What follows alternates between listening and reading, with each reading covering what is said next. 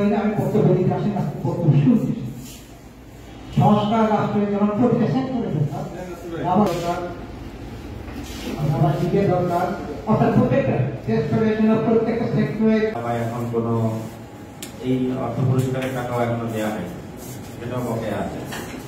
Premier লিগের মতো গুরুত্বপূর্ণ খেলা সেখানে কোনো একটা জিনিস আছে, সেটা হচ্ছে যে এই যে দাবা ফেডারেশনের কর্মকর্তা যারা রাজনৈতিক ইনফ্লুয়েন্সে দাবা ফেডারেশনে আসে, তারা বিদেশ যাওয়ার তাদের আগে, অথচ অনেক গুরুত্বপূর্ণ যে খেলাগুলো আছে সেই খেলাগুলোতে পাশের দেশ হলেও আমাদের কথা চিন্তা করে আসেন না, তারা আসেন নিজেদের কথা চিন্তা করে। তো এই জিনিসগুলো আমরা আর হতে দিতে চাই না। এই সমস্যাগুলোর সাথে ফাইট করছি। খেলোয়াড়দের কিছু দাবি আমরা আদায় করতে পেরেছি, কিছু দাবি আমরা পারিনি। তো বাস্তব অর্থে আমাদের এই সংগ্রামের বলতে পারেন যে এটা আমাদের প্রথম ধাপ, সংস্কারের প্রথম ধাপ হিসাবে আজকে আমরা এই সমর্থন আমাদের লাগবে।